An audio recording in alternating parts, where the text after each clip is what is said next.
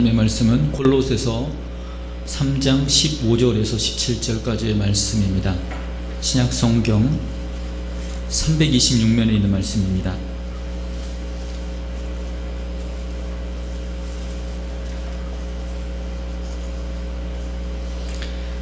말씀을 찾으셨으면 3장 15절로 17절까지의 말씀, 제가 한 절 읽고 여러분이 한 절 읽고 마지막 절 함께 읽도록 하겠습니다. 15절 제가 먼저 읽겠습니다. 그리스도의 평강이 너희 마음을 주장하게 하라. 너희는 평강을 위하여 한 몸으로 부르심을 받았나니 너희는 또한 감사하는 자가 되라.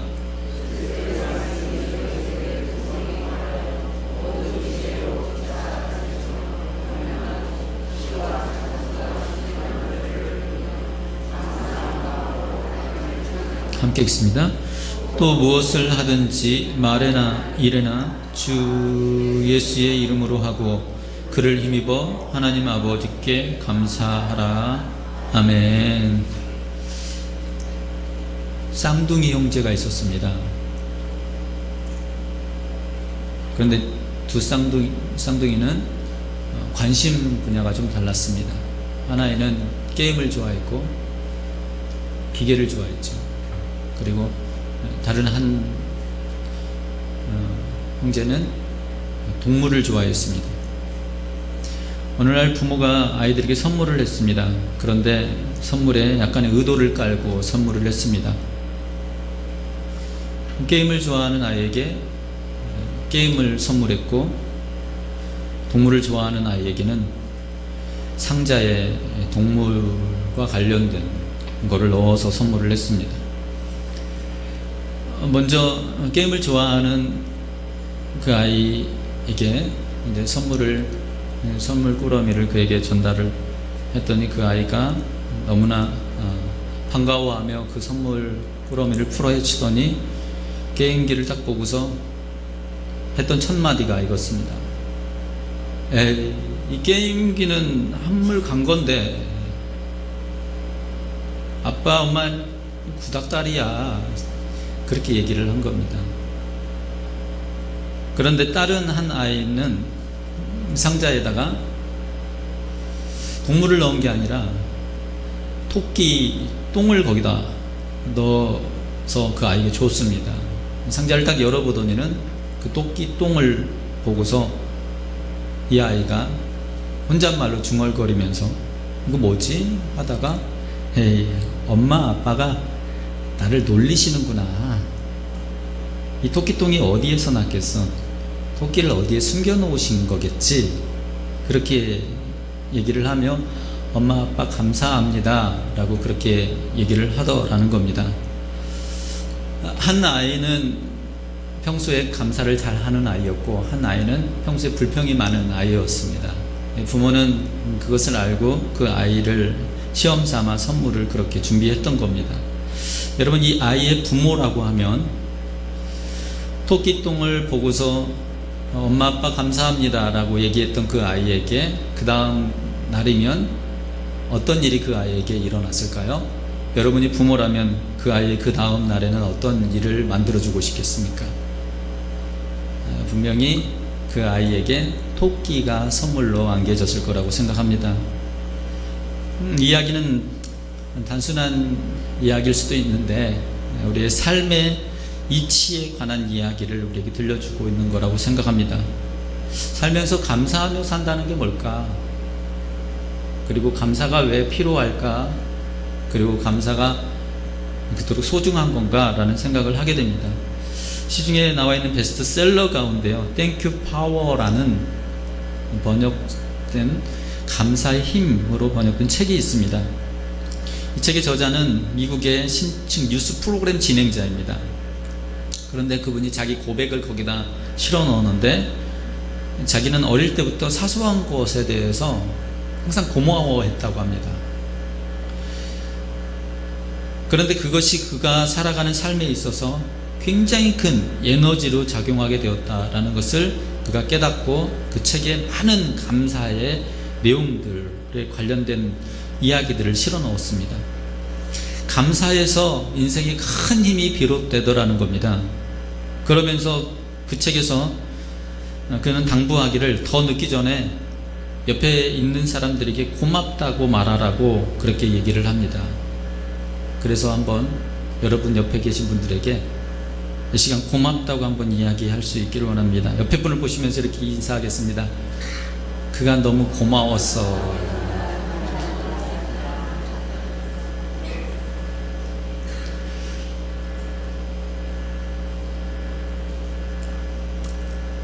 뻘쭘하긴 하죠. 그런데 그녀는 우리에게 조언하기를 옆에 분에게만이 아니라 주위의 모든 사람들에게 그렇게 고맙다고 감사하다고 얘기를 하라고 합니다. 고맙다는 말이 말하는데 걸리는 시간이 고작 시간으로 치면 0.3초밖에 안 된다는 겁니다. 그 0.3초밖에 안 되는 그 짧은 순간, 그 순간이 우리의 삶에 큰 기적을 만들어내더라. 0.3초의 그 순간의 사건들을 만들어내는 삶의 습관이 우리에게 만들어지게 되면 우리의 인생이 큰 힘을 발휘하게 되고 우리의 삶에 많은 기적들을 만들어내는 삶을 살게 될 거라고 얘기를 합니다. 한 이야기를 소개합니다. 그 사람은 불만투성이의 사람이었습니다. 식당 웨이터였던 청년이었는데요. 이 청년은 원래는 건달이었습니다. 그리고 가난한 건달이었습니다. 젊은 청년인데 전에는 그가 직장도 없고 직업도 없었습니다. 근데 어느 날 길을 지나다가 어떤 사람이 오토바이를 타고 쉥 하고 지나가는데 그 순간은 그 오토바이를 보고 깜짝 놀램과 동시에 그 오토바이가 왜 그렇게 멋있어 보이는지 삐까뻔쩍해 보이는 겁니다. 그러면서 마음의 생각이를 나도 오토바이 한번 타봤으면 좋겠다. 이게 그에게 소원이 되었던 겁니다. 그런데 그에게는 그것을 살 수 있는 돈이 수중에 없었습니다. 그러다가 지나가던 레스토랑을 딱 보니까 종업원 구함이라는 광고가 붙어 있는 겁니다. 그래서 순간 생각하기를 내가 일해서 월급 받아서 오토바이 사야 되겠다. 여기 종업원을 취직해야 되겠다. 해서 들어가서 이제 자기가 일을 하고 싶다라고 얘기를 했습니다. 그리고 그 직장을 그가 얻게 된 겁니다. 그때부터 그는 이제 웨이터 일을 하기 시작합니다. 그런데 가난뱅이 건달, 그에게 웨이터 일이 쉽지만은 않았습니다. 손님들이 얼마나 짜증을 내고 불평을 하던지 음식이 맛이 있네 없네, 서비스가 좋으네 안 좋으네, 음식을 빨리 안 주느니 하는 그런 이야기들을 쏟아내는 손님들을 받는다는 것이 그에게 있어서 쉽지만은 않았습니다. 견디기 힘들었는데 그러다 그가 순간 생각하기를 그만둬버릴까? 이거 계속 해야 되나? 라는 생각을 하는 순간 그때 직장의 지배인이 종업원들을 다 불러놓고 그들에게 이제 교육을 하게 되었습니다. 어떤 교육이었는가 하면 그가 하는 이야기가 우리는 고객들에게 무조건 감사해야 됩니다. 고객이 있기 때문에 우리가 먹고 살 수 있는 것이니까 고객이 없으면 우리도 없고 가게도 없고 그렇기 때문에 고객들에게 우리는 감사해야 됩니다. 무조건 고객에게 감사해야 합니다. 하며 실습을 시킵니다. 이렇게 인사하십시오. 여러분들은 꼭 이렇게 인사하십시오.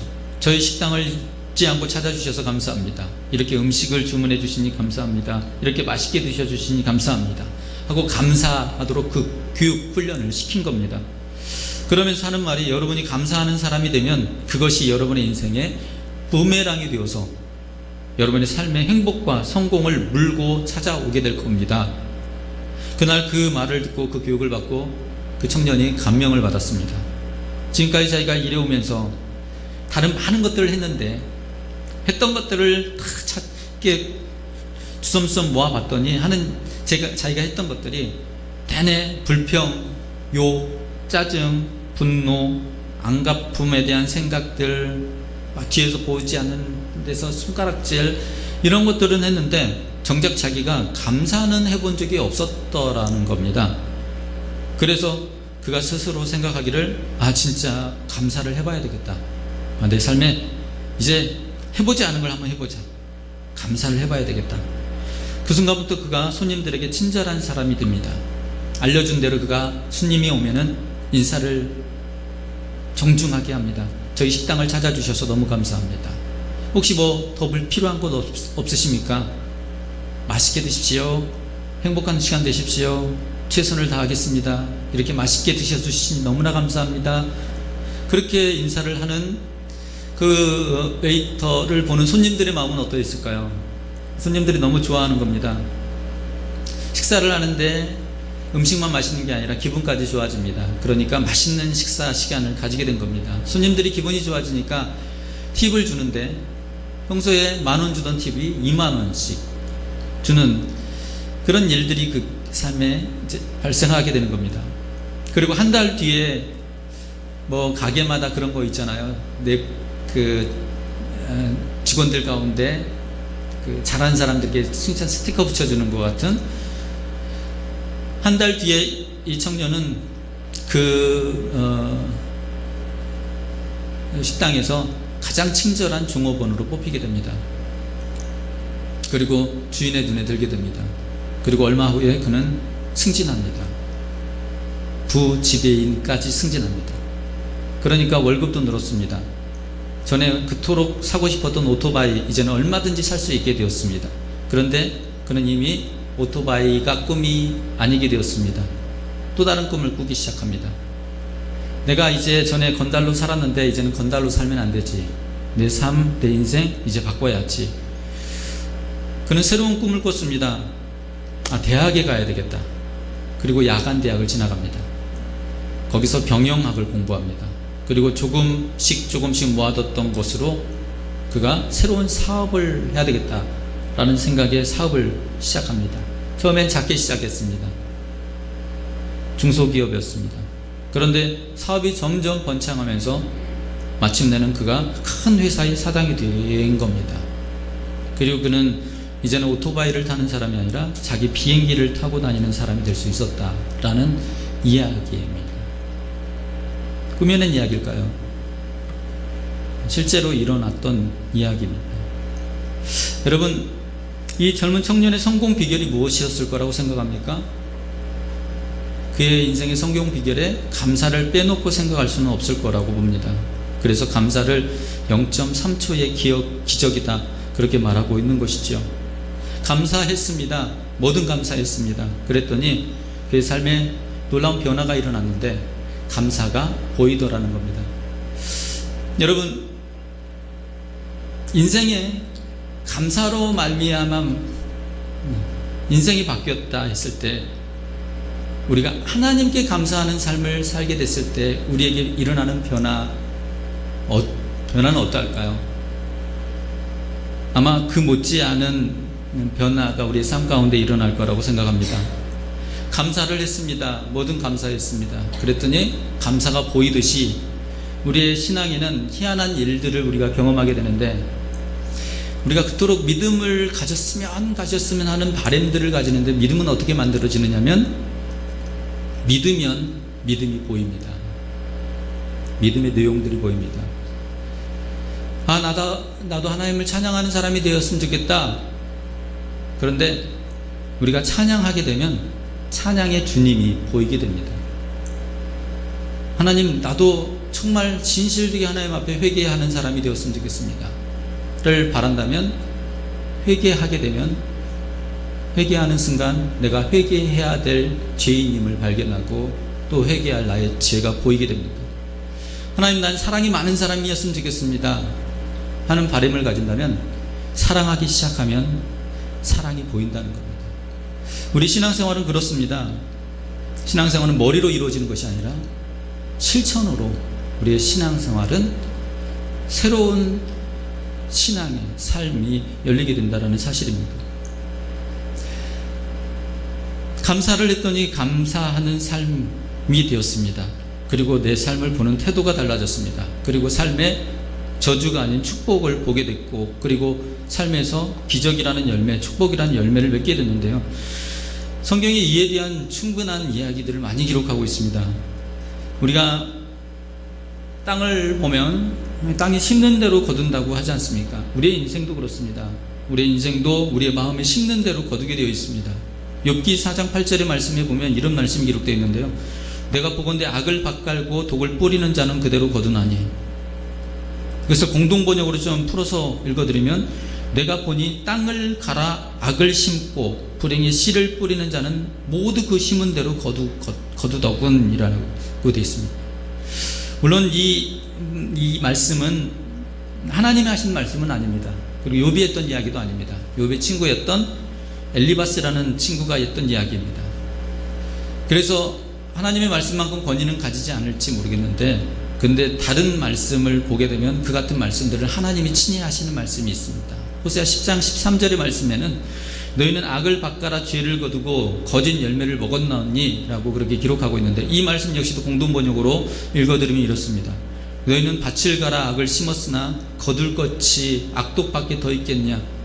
속임수로 살았으니 이젠 네가 속을 차례다.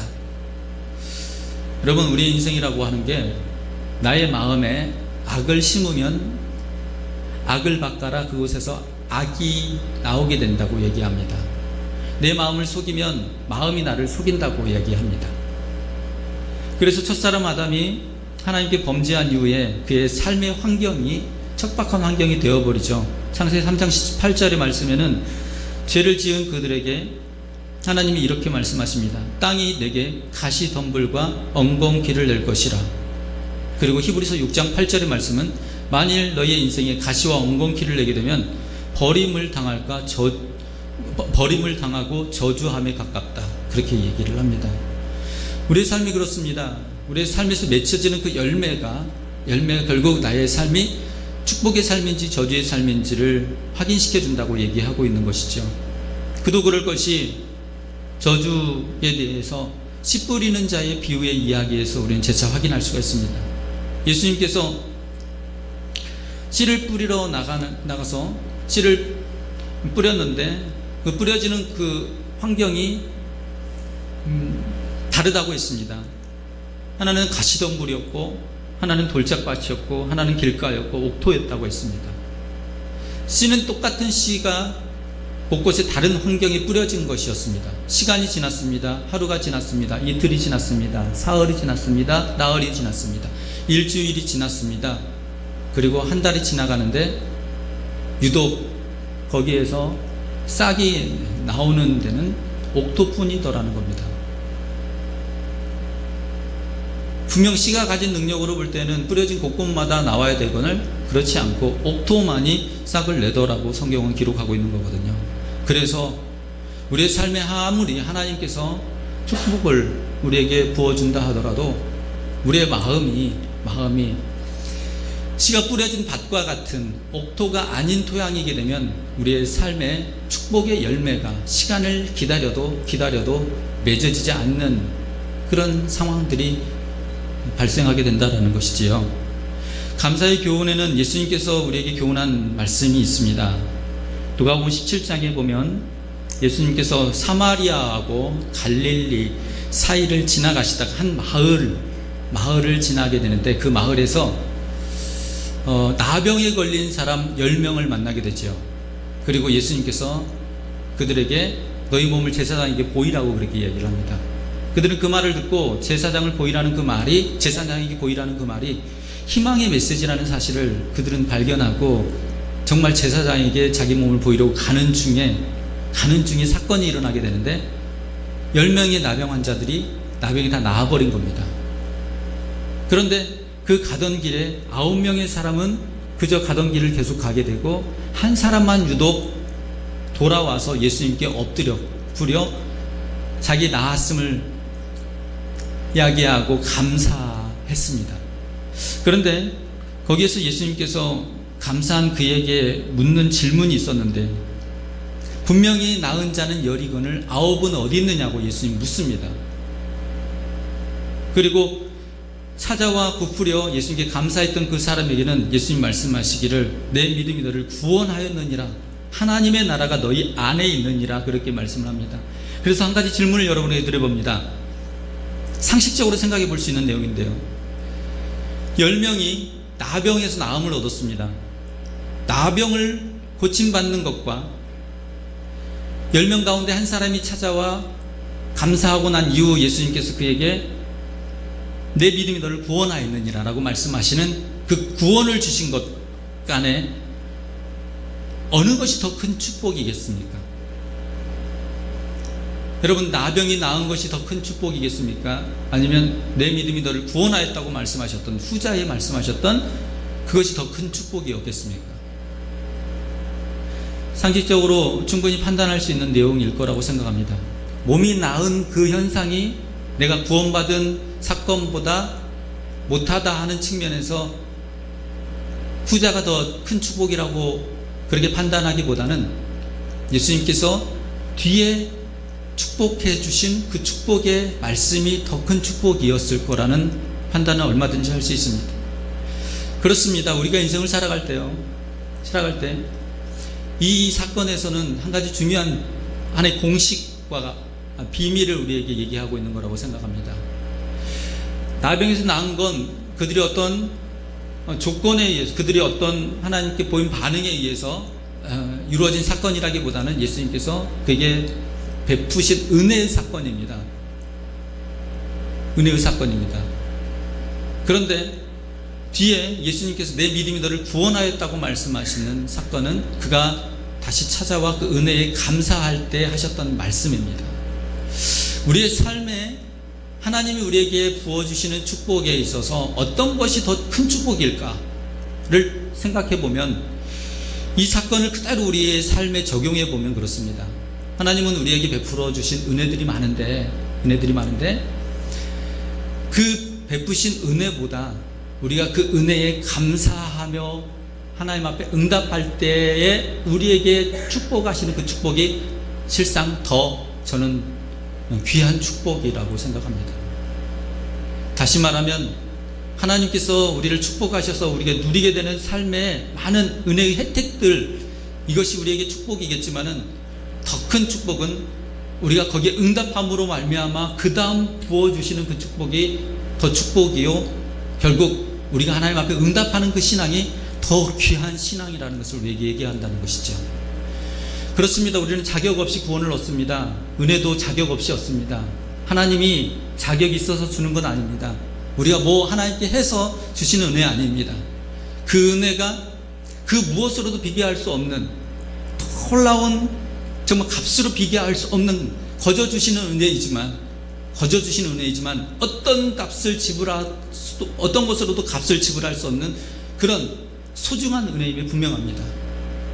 그런데 하나님은 우리를 그 은혜를 부어주심으로 우리에게 그 다음 또 다른 은혜를 부어주시기 위한 우리에게 앞서 부으신 그 은혜에 대한 응답의 반응을 하나님은 더 바라고 계신다는 사실입니다. 성경에 보면 감사하다라는 단어가 그 뜻이 이렇게 되어 있습니다. 적절하게 자기의 기쁨의 감정을 표현한다로 되어 있습니다. 저는 신앙생활이라고 하는 게 그런 거라고 생각합니다. 하나님께서 우리에게 주신 것들을 하나님 앞에 적절하게 표현하는 것이 신앙이라고 생각합니다.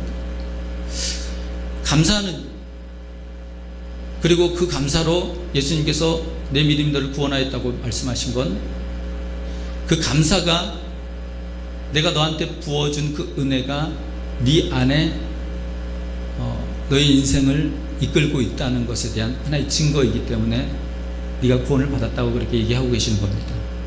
그렇습니다.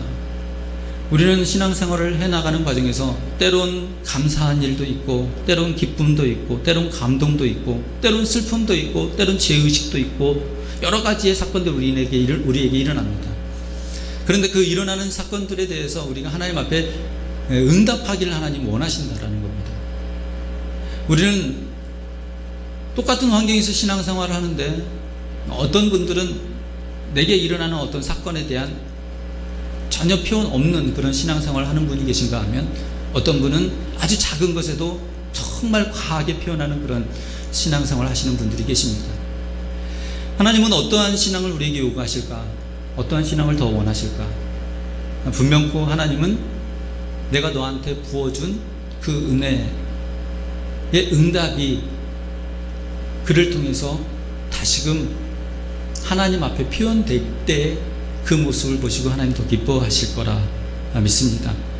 오늘 본문에서 바울은 우리에게 세 절의 말씀에서 감사에 대한 이야기를 하고 있는데요. 15절, 16절, 17절 세 절의 말씀에는 이 감사라는 단어가 매 절마다 들어가 있습니다. 첫 번째 골로새 3장 15절의 말씀에 보면 그리스도의 평강이 너희 마음을 주장하게 하라. 너희는 평강을 위하여 한 몸으로 부르심을 받았나니 너희는 또한 감사하는 자가 되라 라고 그렇게 기록합니다. 이것을 그냥 짧게 줄이면 평안할 때 감사하라고 그렇게 이야기하는 겁니다. 사랑하는 성도 여러분, 여러분의 삶이 혹시 평안하십니까? 그렇다면 그 평안으로 말미암아 감사할 수 있기를 원합니다. 스펄전 목사님이 그런 얘기를 했습니다. 불행할 때 감사하게 되면 불행이 끝난다. 그리고 형통할 때 감사하면 형통이 연장된다. 우리가 평안할 때 감사할 수 있으면 평강이 우리의 마음을 주장하시게 되는 그 자체가 하나님의 은혜이기 때문입니다. 그래서 삶에 아무 일도 일어나지 않을 때 우리는 하나님 앞에 감사할 수 있어야 됩니다. 또한 16절의 말씀에서는 그리스도의 말씀이 너희 속에 풍성히 거하여 모든 지혜로 피차 가르치며 권면하고 시와 찬송과 신령한 노래를 부르며 감사하는 마음으로 하나님을 찬양하고 라고 그렇게 기록되어 있습니다. 하나님의 말씀이 너희 속에 풍성히 거함으로 하나님 앞에 감사할 때 시와 찬미와 신령한 노래를 부르며 감사하라고 그렇게 이야기를 하고 있습니다. 아리스토텔레스가 그런 이야기를 했다고 합니다. 핑구에게 쓴 편지 내용 가운데 이런 이야기를 했다고 합니다. 그리스도인들은 참 이해하기 힘들어. 많은 종교 집단이 있지만 특별히 그리스도인들은 참 이해하기 힘든 종교 집단이야. 왜냐하면 사람이 죽으면 슬프게 마련인데 어떻게 죽었는데도 불구하고 그들은 기뻐하며 그들이 믿는 신에게 감사의 예식을 드릴 수가 있지? 그리고 어떻게 그들은 무덤으로 향해 가는데도 마치 소풍 가는 것처럼 그렇게 노래를 부르며 갈 수가 있지? 라고 그런 이야기를 했다고 합니다. 그리스도인들은 그렇습니다. 사나 죽으나 하나님 앞에 감사할 수 있는 그런 놀라운 위력을 품고 있는 사람들입니다. 살아도 감사, 또 죽어도 감사. 살아서 하나님이 나를 통해 더 많은 일들을 하실 것에 대한 기대 때문에 감사. 그리고 내 모든 삶에 하나님의 뜻을 다 이루고 이제 하나님 품에 안기게 되어 감사. 그래서 그리스도인들이 매 순간순간의 삶 속에서 입술에서 감사와 찬양이 끊어지지 않는 것은 정직한 자의 마땅한 바라고 사도 바울은 우리에게 그렇게 이야기합니다. 우리가 매 순간 삶에서 찬양한다는 것은, 그리고 감사한다는 것은 정직한 자의 삶의 아주 자연스러운 모습입니다. 여러분, 감사하는 삶이야말로 하나님의 형상인 것입니다. 간혹 우리가 교회에서 또 감사의 모습들이 많이 교회 안에서 우리가 발견할 수 있긴 하지만 교회 안에서도 꼭 감사만 볼 수 있는 건 아니지요. 교회 안에서도 때론 불평하고 또 시기하고 또 원망하고 하는 그런 모습들을 보게 됩니다. 그런데 그 두 모습을 우리가 항상 거울 앞에 서 있는 모습으로 우리는 살지 않기 때문에 나 자신의 모습을 비교할 수 없습니다. 남이 봐줌으로 말미암아 내 모습이 어떠한지를 알 뿐이죠. 그런데 거울 앞에 선 나의 모습을 볼 때 불평하는 모습과 감사하는 모습을 비교하면 감사하는 모습이야말로 하나님의 형상이라는 것을 우리가 발견하게 됩니다. 그렇기 때문에 그리스도인으로 살아가는 자가 마땅히 하나님 앞에 찬양하게 되는 것은 그리스도인으로서 마땅히 정직한 삶이라고 그렇게 얘기하고 있는 것이죠. 세 번째 17절 말씀에서 또 무엇을 하든지 말에나 일에나 다 주 예수 그리스도 이름으로 하고 그를 힘입어 하나님 아버지께 감사하라라고 그렇게 말씀합니다. 무슨 일을 하든지 말이나 일어나 범사에 감사하라라고 그렇게 말씀하고 계십니다. 제이 데니스라는 사람이 감사 치유법이라는 글에 이런 이야기를 썼습니다. 당신이 많은 세금을 내야 한다면 감사하십시오. 왜냐하면 당신에게 안정된 직장과 사업장이 있다는 증거가 되기 때문입니다. 당신의 몸무게가 늘어서 옷이 맞지 않는다면 그로 인하여 감사하십시오. 당신은 먹을 것이 넉넉한 인생을 살아가고 있다는 증거입니다. 세탁할 옷이 여기저기 집안 구석구석에 있거든 그 일로도 감사하십시오. 당신에게는 적어도 갈아입을 여벌의 옷이 있다는 증거입니다. 당신에게 불평할 대통령이 있다면 감사하십시오. 당신은 언론의 자유가 보장된 나라에서 살고 있는 증거이기 때문입니다. 그런 것 같습니다. 모든 인생을 살아가면서 더 많은 것을 얻고 싶은 마음에 살아갑니다. 그래서 그로 인한 부자격이 발생하는데 받은 것을 우리는 헤아리지 못하고 살아간다는 겁니다. 항상 더 얻을 것만 바라보며 살아가다 보면 이미 하나님께서 우리에게 주신 것들, 그 받은 것들에 대해서 우리는 감사를 잊어버리고 살아갑니다. 그래서 그리스도인의 삶은 그 출발이 감사로부터 출발한다는 사실을 꼭 기억하시기 바랍니다. 왜 그럴까요? 이미 여러분 안에는 감사의 조건을 가지고 있기 때문입니다. 우리는 구원받은 하나님의 자녀이기 때문이죠. 그래서 우리의 신앙은 감사로부터 출발합니다.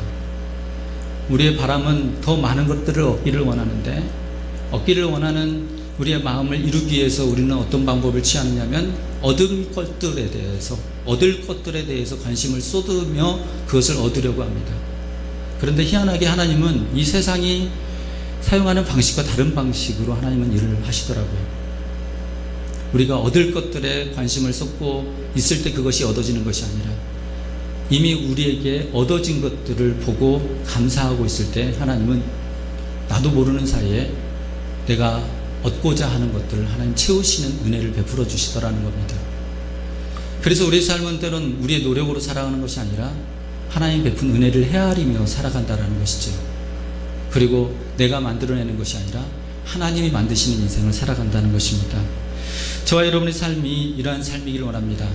감사로 말미암아 여러분의 삶에 더 귀한 하나님의 풍성한 감사의 조건들을 만들어 채우시는 그 은혜로 사시는 삶이 될 수 있기를 원합니다. 그리고 그 삶이 하나님이 베푸신 기적의 삶인 줄 믿습니다. 기도하겠습니다.